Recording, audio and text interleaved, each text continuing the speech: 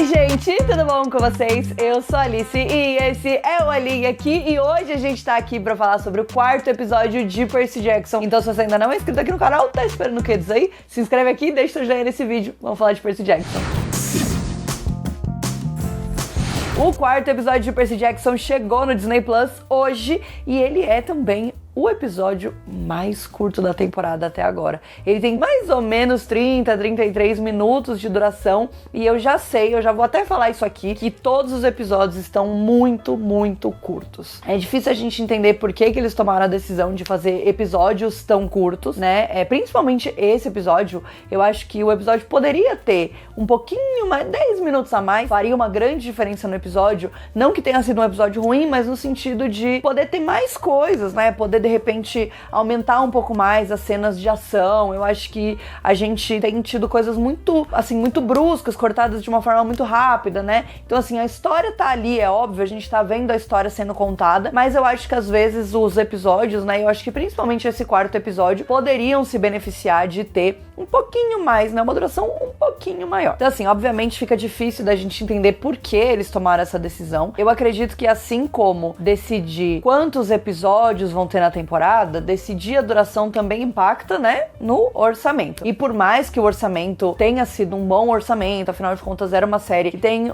um fandom muito grande, né, já tem uma base de fãs muito grande, então teoricamente assim, é uma aposta mais segura do que você fazer uma série completamente do nada, né, uma série totalmente original, beleza. Mas é uma série de fantasia, uma série que exige um pouco mais, né, de dinheiro nos efeitos especiais. A gente sabe que o próprio Rick falou que eles levaram bastante tempo trabalhando, né, nos efeitos especiais, foi o que mais demorou pra poder produzir essa primeira temporada, então com certeza isso foi uma questão. E aí, obviamente, que episódios mais curtos são mais baratos, afinal de contas você gasta menos dinheiro fazendo várias outras coisas. Mas eu acho que eles poderiam sim ter feito os episódios um pouco mais longos. Eu acho que existe a questão de ser uma série infantil, e daí por isso episódios mais curtos, mas eu acho que 10 minutos nesse quesito não faria diferença. É óbvio que não dá pra eles aparecerem com um episódio de 1h30, mas de repente 45 minutos todos os episódios, de repente já seria mais legal, assim, né? Acho que abriria algumas portas pra incluir algumas coisas que eu sinto que estão faltando e que poderiam se beneficiar de ter um pouco mais de tempo, e isso inclui também dar um pouco mais de peso e trazer um pouco mais de drama em algumas cenas que são necessárias, né? Então, a cena da reclamação do Percy, a hora que a gente descobre que ele é filho de Poseidon, essa cena poderia ter um peso maior, poderia ter se gasto um pouco mais com essa cena, e eu sinto que a batalha, as cenas de ação aqui do quarto episódio também poderiam ter tido um tempo um pouco maior. Vamos falar um pouco das coisas legais do episódio e depois a gente fala um pouco das coisas que talvez poderiam ter sido melhores. Eu acho que uma coisa que tá sendo muito interessante nessa série, né, e assistindo, tendo lido os livros e conhecendo a história de Percy Jackson, mas eu acho que também só pra quem tá só assistindo a série, é ver o desenvolvimento de personagem. Isso claramente é algo que se preocupam muito durante a série, né, então não só a gente tem o Grover, por exemplo, crescendo muito mais, então o personagem dele é muito menos bobo do que ele é no livro. Obviamente o Grover ainda tem aquele jeitinho dele que a gente ama, né, aquela coisa de sempre fazer comentários bobos. Esses momentos, né, são muito Grover, eu acho que são momentos muito engraçados, são momentos que mostram exatamente o jeitinho dele, mas ao mesmo tempo a gente tem uma virada muito legal do personagem,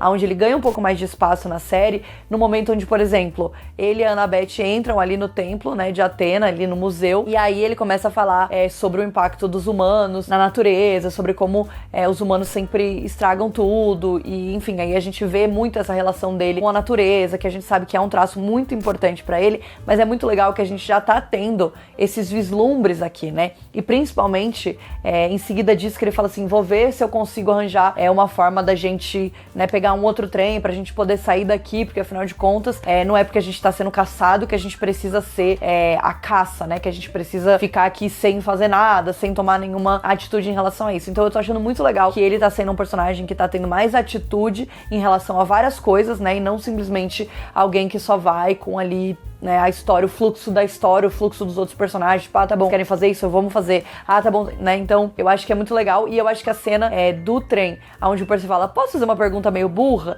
E aí a Annabeth tem uma resposta pra ele, tipo assim, olha, até parece que você tá querendo que eu faça piada com você, né, e o Grover tá lá, ele, não, é porque senão a gente vai se embananar, ainda tem muita coisa pra acontecer, então não adianta a gente ficar preocupado com o que vai acontecer lá na frente, sendo que a gente nem resolveu o que vai acontecer agora. Então eu acho que o Grover, ele tem encontrado, né, essa mistura mesmo de um personagem que tem esse alívio cômico, que é um personagem mais engraçado, que fala coisas engraçadas, às vezes até sem ele querer ser engraçado, versus ele sendo também um pouco mais responsável, ele se impondo mais, né, em algumas situações. A gente viu isso acontecer no episódio da Medusa, a gente viu isso acontecer de novo nesse episódio, na hora que ele e a Annabeth tem ali um embatezinho, né, que ela fala uma coisa ali sobre a caça, os animais e tudo mais, e depois ela fala, eu não queria ter, enfim, estourado com ele e tudo mais. Então, acho que é muito legal ir mostrando essa dinâmica e abrindo esse espaço pro Grover, e eu tenho ficado muito, muito feliz com esse desenvolvimento aí do personagem. Além disso, a gente já tinha tido algumas migalhas Percabeth no terceiro episódio, e nesse episódio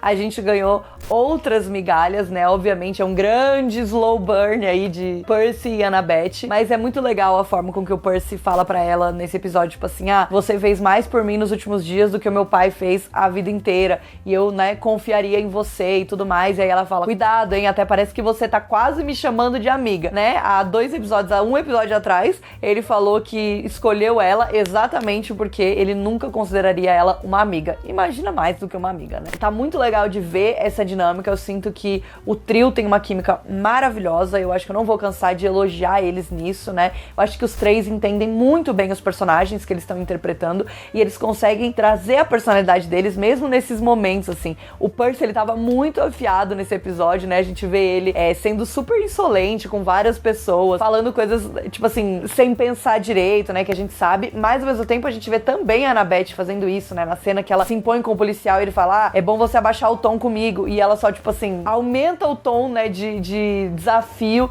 em relação ao policial, mesmo sabendo que isso vai trazer consequências pra eles e tudo mais. Então, eu tenho gostado bastante de ver essa dinâmica, tanto eles, quando eles têm esses momentos mais individuais, quanto quando eles estão ali no trio mesmo, né? A gente tem uma conversa muito interessante entre o Percy e a Annabeth no começo do episódio, que ele tá perguntando sobre a Thalia e tal, e eu acho que esse início, né, no começo desse episódio, a gente estabelece exatamente por que o Percy é do jeito que ele é e por que a Annabeth é do jeito que ela é, né? Então, logo no começo a gente tem também um flashback ali da mãe do Percy, né? E obviamente esse flashback tem muito a ver com a água, a gente vê ela falando, você precisa aprender a nadar, porque senão isso pode ser um problema pra você e tudo mais. Apesar que a gente sabe que, eventualmente, né, essas habilidades viriam naturalmente pro Percy, assim como a gente vai descobrir no final desse episódio. Também foi uma cena muito importante pra lembrar, né, e continuar estabelecendo o quanto a Sally era uma mãe que se preocupava com ele, né? Então a gente vê ali um momento super fofo entre eles. A gente vê o Percy dizendo que ela sempre vai estar ali, né? Ela sempre vai estar ali pra ajudar ele, e o quanto isso faz enxergar o mundo de uma forma muito diferente da Annabeth, por exemplo, que conta finalmente a história dela e conta que ela foi um presente pro pai dela, e o pai dela, né, amava ela, até o momento em que a madrasta dela aparece e ela deixa de ser um presente e começa a ser um problema, até o ponto em que ela foge de casa porque ela não quer mais viver desse jeito. E aí ela fala pro Percy, né, a confiança, esses sentimentos e estar próximo, ser próximo de alguém e confiar nessa pessoa é algo que você tem que merecer, né, você faz por merecer. Que ela inclusive comenta sobre o Luke e a Thalia nesse momento, que ela fala que o Luke sempre adotou ela como irmã, mas que a Thalia fez ela trabalhar pra conquistar a confiança, né? A Thalia desconfiava, a Thalia tava sempre, enfim, querendo que a Annabeth provasse o valor dela e provasse, né, a lealdade e o fato de que ela é uma pessoa de confiança, de que ela tava ali pra ajudar e, enfim, pra ser ajudada e tudo mais. Então, é muito interessante ver a forma com que os dois foram criados e como isso afeta o jeito que eles enxergam o mundo. Eu acho que talvez essa cena dessa conversa entre os dois tenha sido uma das minhas coisas favoritas do episódio, porque ajuda a estabelecer muito,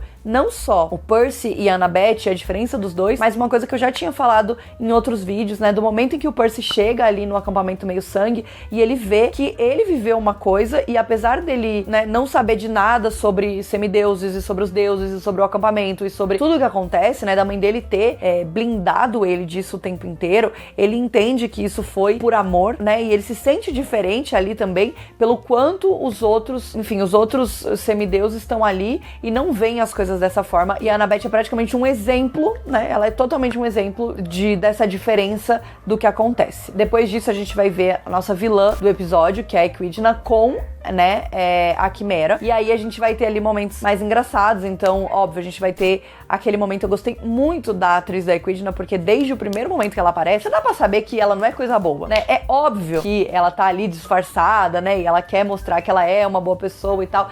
Eu sinto que ela tem uma vibe muito caring, né, que são aquelas mulheres brancas que, enfim, estão prontas pra armar um barraco, qualquer coisa que você fizer errado, a mulher já quer, né, assim, pedir pelos direitos dela, ofender minorias e, enfim, né. Então eu sinto que ela tem um pouco essa vibe, mas ao mesmo tempo ela tem uma calma que é muito ameaçadora, né, o jeito que ela fala com eles, esse tom calmo, porque ela acha que aquilo ali é uma certeza, né, que a vitória dela ali é uma certeza, aqueles semideuses são destreinados, não vão conseguir bater de frente com ela e muito menos com a Quimera, tanto que ela diz, né, que ela leva um bebê ali pra ajudar ela, porque vai ser a primeira aula, né, enfim, desse monstro. E aí, enfim, a gente vai partir aí, né, pra momentos, assim, de mais ação, mas ao mesmo tempo a gente ainda vai ter alguns momentos importantes. Então a gente vai ter a Annabeth e o Grover tentando jogar água no Percy, né, jogando água nele pra tentar resolver a questão do envenenamento que ele tá sofrendo, que a gente vai vendo ele ficando cada vez mais pálido, né, e cada vez mais, assim, próximo da morte, digamos assim.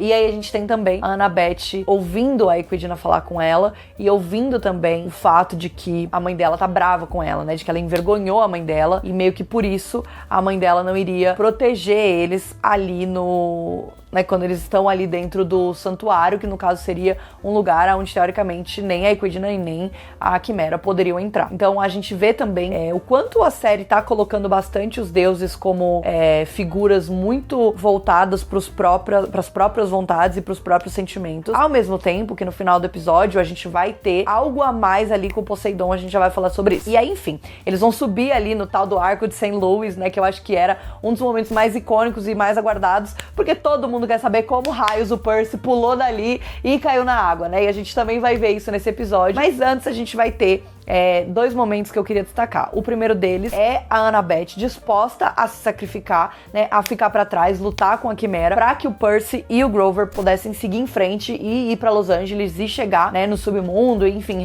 recuperar o raio mestre de Zeus, mas ao mesmo tempo ela vai, né, se sacrificar e tal, e o Percy claramente não vai deixar isso acontecer, e aí a gente tem um momento que ele puxa ela, que eu tava tipo, meu Deus, Nossa Senhora, entendeu? Fiquei até nervosa nessa hora, tipo, minha Nossa Senhora! E aí a gente vai ter o Percy lutando contra a Quimera, e eu acho que essa luta, apesar da Quimera ter estado muito bonita, né, o CGI estar muito bonito e tal, eu sinto que essa luta foi a luta mais... Claramente o Percy tava todo fudido, né? Ele tava longe da água ali, então não tinha nem como ele ter uma bomba, né?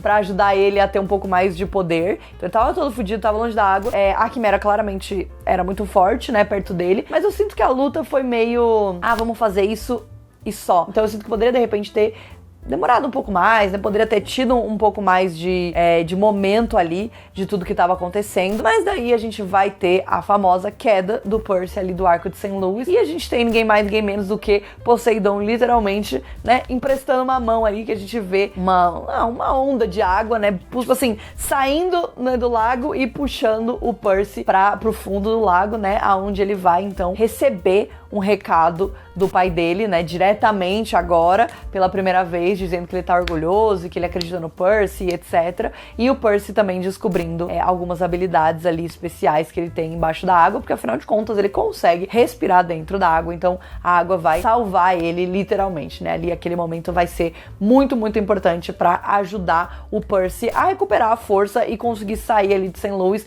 e eventualmente, né, chegar até Hades e até Los Angeles. E assim como o episódio foi curto, nosso vídeo vai ser mais curto porque realmente é o que temos para poder falar sobre esse episódio, né? Eu sinto que foi um episódio legal, eu sinto que teve vários elementos legais, mas eu sinto que eles poderiam estar arriscando um pouquinho mais, né? Poderiam estar trazendo um pouco mais de emoção ali pra dentro dos episódios. Acho que eles poderiam... afinal de contas, a gente tá chegando agora na metade da temporada, né? Então a gente vai ter 8 episódios no total, esse é o episódio 4. E eu sinto que ao mesmo tempo que esse episódio trouxe alguns desenvolvimentos importantes pra história, ele também parece um pouco um episódio que não chegou muito a lugar nenhum, né?